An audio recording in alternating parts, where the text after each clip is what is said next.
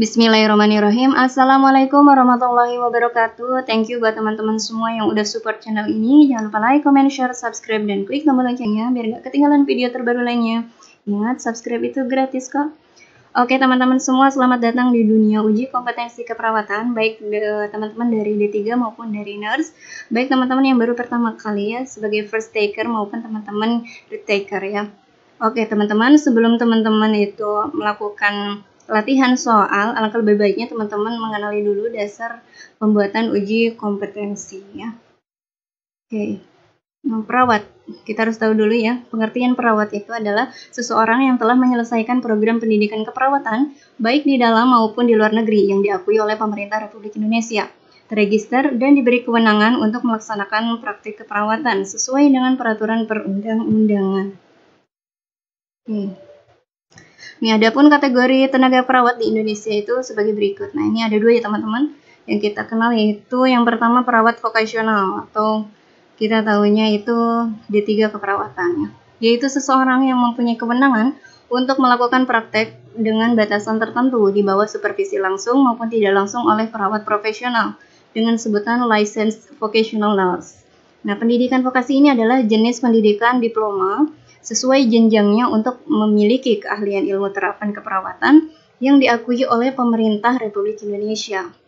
Kemudian yang kedua yaitu perawat profesional, yaitu tenaga profesional yang mandiri, bekerja secara otonom dan berkolaborasi dengan yang lain dan telah menyelesaikan program pendidikan profesi keperawatan.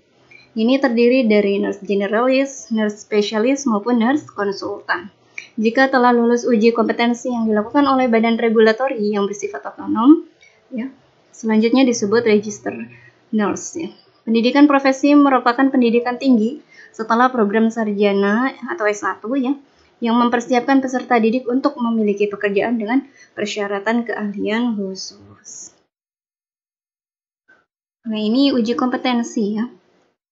Uji kompetensi ini kan kita tahu bahwa telah dilaksanakan secara nasional, yaitu sebagai alat penapis atau screening untuk mengidentifikasi calon perawat yang memiliki cukup kemampuan untuk memasuki dunia praktek keperawatan dan menjalankan peran secara efektif sebagai perawat baru. Tujuan dilakukannya uji kompetensi ya terhadap lulusan baru secara nasional, ya entry level national examination itu mencakup yang pertama, ya menegakkan akuntabilitas profesional perawat dalam menjalankan peran profesinya. Kemudian yang kedua, menegakkan standar dan etik profesi dalam praktek keperawatan. Kemudian yang ketiga, cross-check terhadap kompetensi lulusan suatu institusi pendidikan. Kemudian yang keempat, melindungi kepercayaan masyarakat terhadap profesi keperawatan. Nah, ini berdasarkan Peraturan Menteri Kesehatan Nomor 1796 Tahun 2011 bahwa seluruh tenaga kesehatan termasuk perawat di dalamnya ini harus mengikuti uji kompetensi sebagai syarat untuk memperoleh STR ya atau surat tanda registrasi. Nah, ini yang paling penting ya teman-teman, bahwa penilaian uji kompetensi ini tidak jauh-jauh ya, atau memang sekitar area dari 7 tinjauan ini, yaitu area kompetensi, domain, kemudian ada bidang keilmuan, proses keperawatan, upaya kesehatan, kemudian ada kebutuhan dasar manusia dan juga sistem tubuh manusia. Oke, kita akan bahas satu persatu. Nah, ini yang pertama area 1 ya, itu tentang kompetensi. Ada 3 jenisnya teman-teman, yaitu yang pertama itu tentang praktek profesional, etis, legal, dan peka budaya.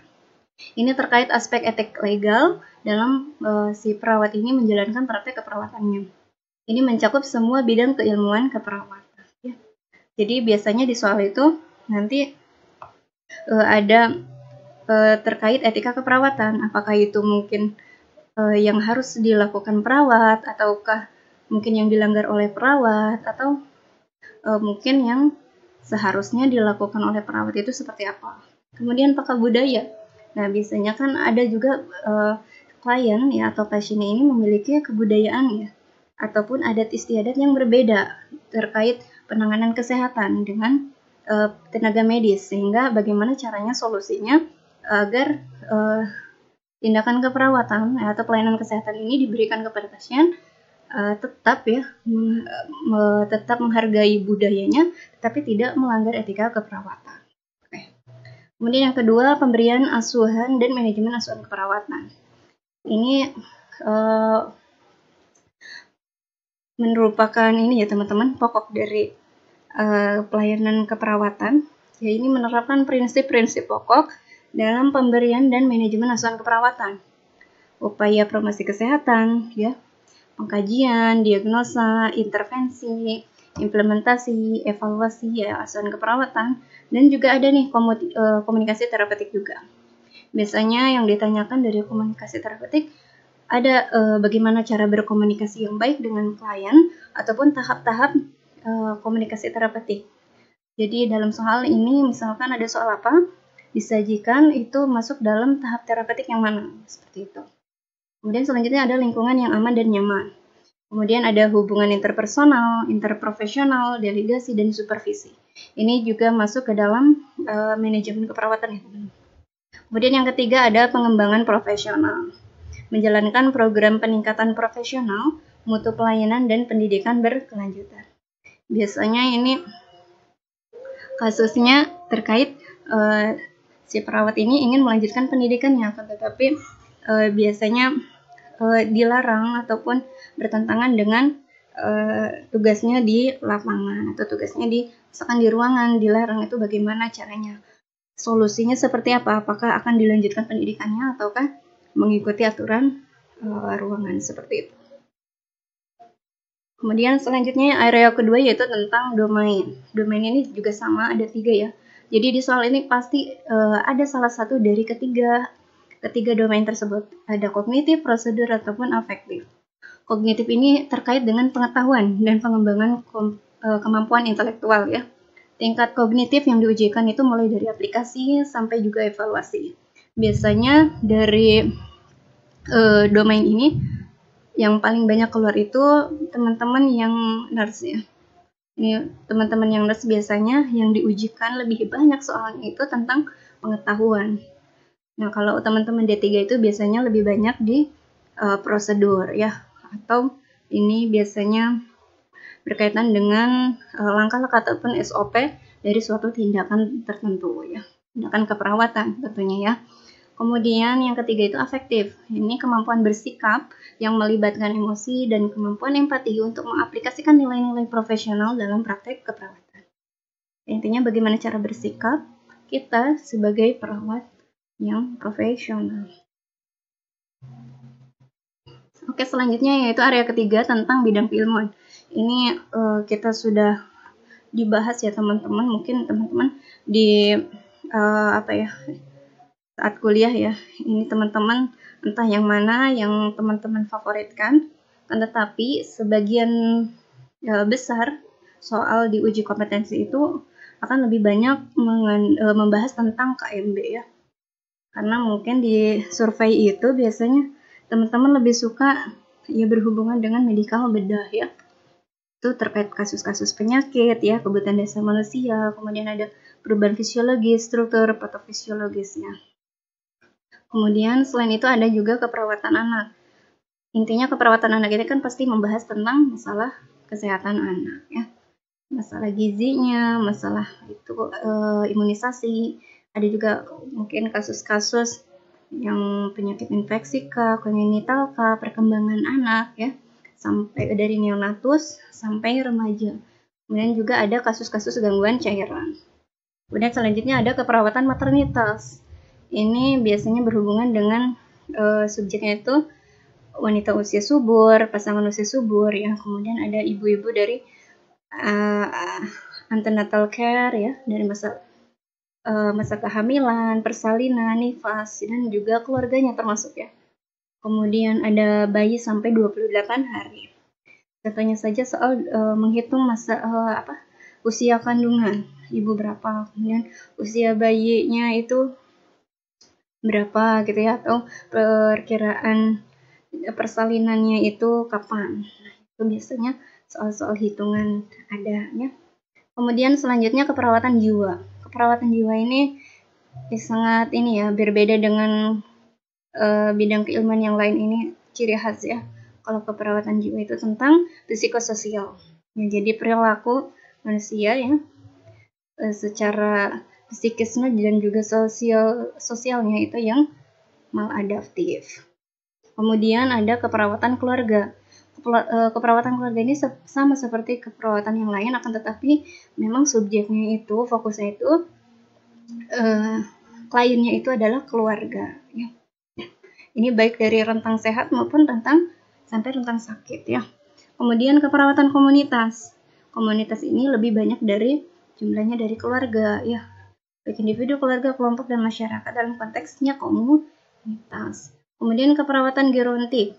Ini berkaitan dengan pasien-pasien yang lanjut usia ya 60 tahun ke atas. Ini biasanya karena masalah-masalah akibat proses penuaan. Kemudian manajemen keperawatan. Bagaimana cara mengelola pelayanan keperawatan dengan menerapkan fungsi-fungsi manajemen. Ya. Kemudian keperawatan gawat darurat ini biasanya berhubungan dengan bagaimana pengenanganan pada klien-klien yang mengancam jiwa ya. Ini terjadinya secara mendadak ya pada lingkungan yang tidak dapat dikendalikan. Ini contohnya pada kejadian bencana alam. Ini pasti di soal itu ada salah satu dari bidang keilmuan tersebut ya di atas. Oke, yang selanjutnya yaitu area keempat tentang proses keperawatan. Ini kita sudah hafal ya teman-teman, dari pengkajian ya, diagnosa, perencanaan, implementasi sampai evaluasi. Jadi intinya pengkajian itu adalah bagaimana cara kita mengumpulkan data tentang kesehatan pasien ya, status kesehatan pasien itu secara sistematis dan menyeluruh. Kemudian kita buat analisis data sehingga memunculkan diagnosa keperawatan ya. Ini masalah keperawatan, biasanya yang ditanyakan apakah masalah perawatnya atau masalah keperawatan ataupun diagnosa keperawatan. Kemudian perencanaan ya, rencana tindakan keperawatan untuk mengatasi masalah kesehatan dan meningkatkan kesehatan ya. Karakteristiknya berfokus pada apa tindakan yang akan dilakukan. Kalau implementasi itu bagaimana suatu tindakan itu dilakukan. Jadi kalau contohnya aja, kalau perencanaan itu kan biasanya kata seru ya, kata tunjuk. Kalau implementasi itu kata melakukan ya, kata kerja ya, kata kerja untuk melakukan sesuatu. Kemudian evaluasi. Evaluasi ini aktivitas mengevaluasi perkembangan kesehatan klien terhadap tindakan dalam pencapaian tujuan yang telah direncanakan di atas ya. Apakah sesuai atau tidak? Biasanya menggunakan formatnya, format sumatif ataupun format evaluasi formatif ya. Oke. Nah, ini area selanjutnya itu area kelima, yaitu tentang upaya kesehatan. Upaya kesehatan itu apakah dia sebagai promotifkah ya, memberikan informasi ya, meningkatkan status kesehatan klien, ataukah preventif, jadi mencegah terjadinya masalah kesehatan, atau deteksi dini ya, penyuluhan risiko kesehatan, ataukah kuratif ya, kegiatan mengatasi gangguan yang terjadi ya, mengatasi gangguan pemenuhan kebutuhan klien baik secara mandiri maupun kolaborasi yang dilakukan oleh perawat. Kemudian yang keempat itu rehabilitasi, mengembalikan fungsi fisiologis dan psikologis agar dapat berfungsi secara optimal baik dalam menjalankan peran individu, keluarga maupun masyarakat. Nah, ini area keenam yaitu tentang kebutuhan dasar manusia ya. Ini kebutuhan dasar bisa dengan menggunakan hierarki Maslow ya. Yang pertama yang paling penting dan banyak biasanya di soal-soal uji kompetensi itu tentang oksigenasi ya, gangguan ventilasi, difusi, perfusi, dan transportasi sistem pernapasan. Nanti kita juga akan berlatih soal-soal tentang oksigenasi ya teman-teman. Kemudian cairan dan elektrolit, kebutuhan cairan, elektrolit, dan asam basa, sistem perkemihan, gastrointestinal, kardiovaskular ya. Ini biasanya tentang KMB anak ataupun gerontik ya. Nutrisi itu pasti sesuai dengan sistem gastrointestinal, aman dan nyaman ya, nyeri ya, infeksi, cedera fisik ya biasanya. Ini semua sistem tubuh juga ada. Kemudian eliminasi, pasti dia berhubungan dengan sistem perkemihan maupun gastrointestinal. Kemudian aktivitas dan istirahat. Ya, ini meliputi gangguan mobilitas fisik, keterbatasan energi, tidur, istirahat, maupun relaksasi. Ini contohnya di sistem kardiovaskuler, neurovaskuler, neuromuskuler, dan muskuloskeletal. Baik di bidang keilmuan KMB, gerontik maupun jiwa. Kemudian yang selanjutnya itu psikososial. Ini ada gangguan perilaku kah, coping kah, emosionalnya, peran dan hubungan serta persepsi diri. Ini biasanya berhubungan dengan gangguan jiwa ya teman-teman, keperawatan jiwa. Kemudian komunikasi. Nah ini penerapan teknik komunikasi dan gangguan penerimaan, interpretasi serta ekspresi. Ya ini di semua bidang ilmu juga ada. Kemudian belajar, mengaplikasikan pengetahuan untuk meningkatkan, mempertahankan dan memulihkan status kesehatan. Contohnya tentang seksualitas nih. Bagaimana identifikasi seksualnya, fungsi seksualnya, dan reproduksinya. Ini contohnya aja ya. Kemudian selanjutnya nilai dan keyakinan. Ya, baik spiritual, nilai, keyakinan, pola aktivitas ritual, dan latar belakang budaya yang mempengaruhi kesehatan klien. Oke, ini yang terakhir yaitu tentang sistem tubuh. Jadi sistem tubuh ini termasuk ke dalam tadi ya, meliputi ke area-area yang 1-6 tadi ya. Mulai dari sistem pernapasan, kardiovaskuler dan limfatik, pencernaan, hepatobiliar, saraf dan perilaku, endokrin dan metabolisme, muskuloskeletal, perkemihan dan ginjal, reproduksi, integumen, kekebalan tubuh, penginderaan, neurobehavior ya. Kemudian juga tambahan yaitu pelayanan kesehatan. Oke, nah ini contoh proporsi ya, presentasi dari berapa persen kah soal-soal yang akan muncul di setiap area tadi ya. Mungkin ini yang perbedaannya ya di bagian domain dan juga proses keperawatan. Di domain tadi kita udah dikatakan bahwa nurse itu lebih banyak di bagian kognitif atau pengetahuannya ya. Kemudian kalau D3 itu lebih banyak di prosedurnya. Kemudian kalau di ini proses keperawatan, jadi nurse itu lebih banyak di pengkajian dan juga penentuan diagnosa. Nah, kalau di D3 itu lebih banyak ke implementasi ya, karena ini berhubungan dengan prosedur knowledge ya. Oke teman-teman, dan semuanya itu hampir sama saja ya. Oke, nah ini acuan dalam pengembangan soal. Soal ini berjenis penalaran teman-teman. Biasanya bentuknya itu kasus ya, sehingga kita harus fokus pada pertanyaan, kemudian kita menganalisis argumen. Jadi soal ini dibuat untuk kita supaya bisa membuat rasionalnya, kemudian menentukan kesimpulannya apa, menilai, memecahkan masalah, ya, mengidentifikasi konsep, teori dan asumsi yang tepat, mendeskripsikan situasi klinis, menyelesaikan masalah secara terencana, ataupun mengevaluasi dari prosedur ataupun strategi. Oke. Nah ini teman-teman ya, tips dari admin ya, bahwa soal ini teman-teman harus tahu soal dibuat dengan optionnya itu homogen. Jadi seperti sama ya, tampak seperti sama ya di strukturnya atau option-option yang ditampilkan itu seperti sama ya, seperti menarik buat dipilih ya. Tetapi kita harus tahu bahwa di kasus itu pasti ada clue-nya. Ya, pasti ada clue-nya. Tinggal kita fokuskan pada pertanyaannya apa.